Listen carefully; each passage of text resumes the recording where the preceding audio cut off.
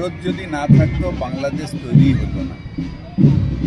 ভারত বাংলাদেশ আজকে যে বড় বড় কথা যারাই বলছে, অস্তিত্বটাই হচ্ছে আমাদের ভারতের জন্য। ভারতের মানুষ, ভারতের সরকার যদি পাশে না থাকতো, পাক সেনারা ওদের শেষ করে দিত। পুরোটাই ভারতবর্ষ করেছে।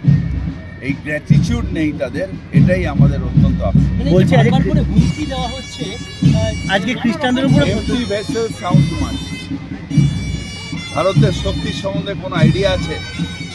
আজকে বলছে 31 পার্টিও করতে পারবে না, খ্রিস্টান ধর্মাবলম্বীদের বলেছে পার্টিও করতে পারবে না, পুলিশ থেকে যাবে না, বাজি পারবে না। এটা তো মানে একদম এতে চলে যাচ্ছে, মানে আফগানিস্তানের মধ্যে পরিণত হচ্ছে। আমরা বাঙালিরা এবার বাংলার ওপারে বাংলা কিসের জন্য বিখ্যাত? আমাদের সংস্কৃতি, আমাদের কৃষ্টি, আমাদের ভ্রাতৃত্ব, এটার জন্য আমরা বিখ্যাত। আর ওরা সেই বাংলাটাকে, সেই আমাদের যে বাঙালিয়ানা, সেটাকে হীন করছে।